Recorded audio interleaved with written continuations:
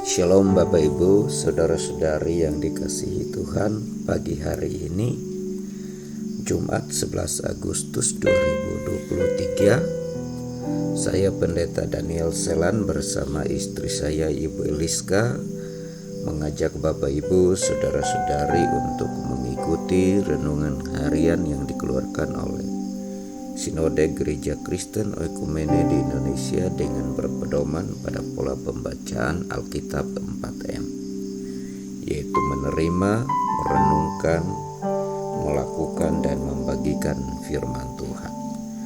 Mari kita awali renungan kita pagi hari ini dengan berdoa. Mari kita berdoa. Bapa yang baik, yang kami sembah di dalam nama Tuhan Yesus Kristus, kami bersyukur bisa bangun pagi dengan tubuh yang sehat dan segar. Sebelum kami beraktivitas, kami mau belajar akan kebenaran firman-Mu. Mohon Roh Kudus menolong agar kami memiliki sikap hati yang bersedia dibentuk oleh Tuhan. Dalam nama Tuhan Yesus Kristus kami berdoa. Amin. Amin. Bapak Ibu, saudara-saudari yang dikasihi Tuhan, bacaan dan renungan kita pagi hari ini terambil dari Mazmur pasal 17 ayat 14 dengan tema tangan Tuhan dan orang-orang di dalamnya. Mazmur 17 ayat 14, demikian bunyi firman Tuhan. Luputkanlah aku ya Tuhan dengan tangan-Mu dari orang-orang dunia ini yang bagiannya adalah dalam hidup ini. Biarlah perut mereka dikenyangkan dengan apa yang Engkau simpan, sehingga anak-anak mereka menjadi puas, dan sisa-sisanya mereka tinggalkan untuk bayi-bayi mereka. Amin.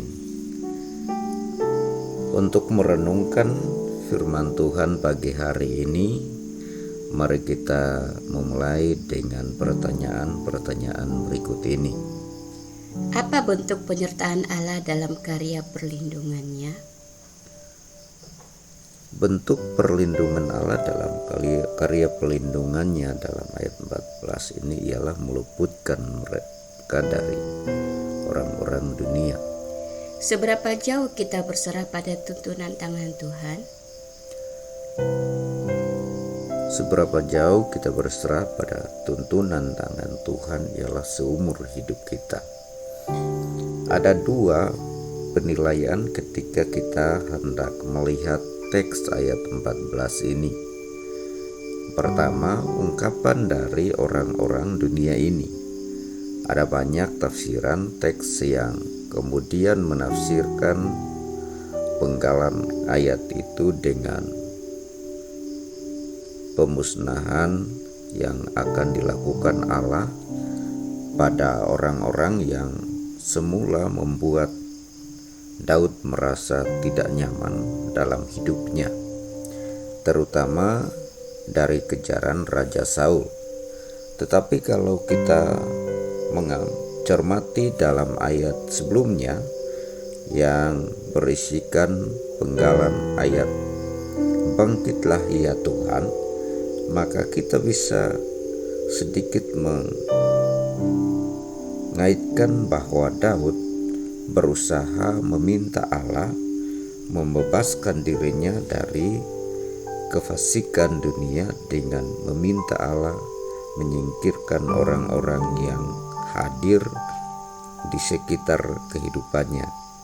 Maka tindakan pemusnahan ini juga menjadi bagian dari cara Daud berharap segala persoalan dirinya bisa segera diselesaikan oleh Allah. Yang kedua, ada seruan, biarlah perut mereka dikenyangkan dengan apa yang Engkau simpan. Ada dua bahasa dalam arti kata perut, yaitu ketib dan kere. Kalau kita mengacu pada pengertian perut dalam bahasa ketib, maka kita bisa menyadari bahwa itu adalah perut orang-orang fasik. Namun apabila kita merujuk pada perut dalam bahasa kere, maka ini adalah perut orang-orang benar. Tentu kalau kita cermati ayat 14 ini, maka seruan biarlah perut mereka dikenyangkan dan seterusnya merujuk pada kutip, maka sesungguhnya Daud berharap tindakan Allah yang sudah diharapkan pada ayat 13 menjadi nyata di ayat 14 ini, di mana ia bebas dari nafsu duniawi orang-orang yang mengejar dirinya karena dendam yang mereka miliki. Amin. Bapak, Ibu, saudara-saudara yang dikasihi oleh Tuhan, marilah kita dengan merdeka bersedia menyerahkan segenap hidup kita dalam lindungan tangan Tuhan. Amin. Bapak Ibu, mari kita beraktivitas hari ini dengan tidak lupa membagikan firman Tuhan kepada sesama kita hari ini, baik di dalam setiap pekerjaan dan usaha serta aktivitas kita hari ini dimanapun, dalam segala situasi dan kondisi terhadap orang-orang yang kita temui hari ini, bahwa kita harus menyerahkan hidup kita sepenuhnya dalam lindungan tangan Tuhan. Mari kita berdoa. Bapa, terima kasih, kami bersyukur untuk renungan firman Tuhan pagi hari ini. Kami menyadari bahwa hidup kami ada di dalam lindungan Tuhan yang kuat, karena itu kami harus berserah sepenuhnya hanya dalam tangan-Mu. Berkati firman-Mu, berkati kami semua supaya kami dapat membagikan firman-Mu kepada sesama kami. Dalam nama Tuhan Yesus kami berdoa dan bersyukur.